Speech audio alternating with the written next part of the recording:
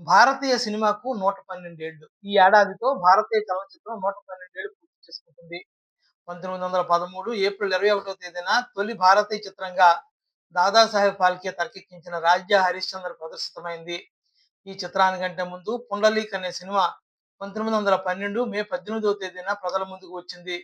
అయితే 'పుండలీక్‌లోని కథ, కథనం భారతీయతను ప్రతిబింబించినప్పటికీ, ఈ చిత్రానికి పనిచేసిన సాంకేతిక వర్గంలోని వారంతా విదేశీయులే కావడం విశేషం. అందువల్ల ఈ చిత్రాన్ని తొలి భారతీయ సినిమాగా ఎక్కువ మంది అంగీకరించరు. సినిమా పరిజ్ఞానాన్ని పెంపొందించుకొని దాదాసాహెబ్ ఫాల్కే స్వీయ దర్శకత్వంలో 'రాజా హరిశ్చంద్ర' నిర్మించారు. ఈ చిత్రానికి పనిచేసిన నటీనటులందరూ మొత్తం భారతీయులే.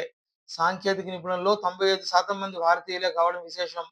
ఆ కారణంగా భారతీయులు రూపొందించిన తొలి చిత్రంగా 'రాజా హరిశ్చంద్ర' చరిత్రలో నిలిచింది. ఈ చిత్రం 1913 ఏప్రిల్ 21వ తేదీన బొంబాయిలో తొలిసారి ప్రదర్శితమైంది.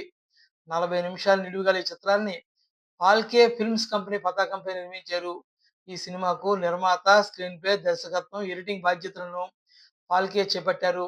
ఈ సినిమాలో సత్య హరిశ్చంద్రునిగా దత్తాత్రేయ దాప్కే, తారామతి పాత్రను అన్నా హరిసలంకే, రోహితాశ్వన్‌గా బాలచంద్ర ఫాల్కే, విశ్వామిత్రిగా గజానన్ వాసుదేవ్ పాత్రలు పోషించారు.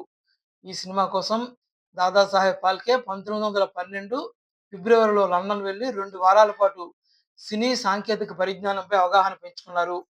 ఈ సినిమాకు త్రయంబక్ సినిమాటోగ్రాఫర్‌గా వ్యవహరించారు. ఈ సినిమా పూర్తయ్యేందుకు 6 నెలల 27 రోజులు పట్టింది. 4 రేళ్ల నిడివిగల ఈ చిత్రం కోసం 3700 అడుగుల ఫిల్మ్ వినియోగించారు. తొలి భారతీయ చిత్రంగా భారత ప్రభుత్వం 'రాజా హరిశ్చంద్ర'నే గుర్తించింది.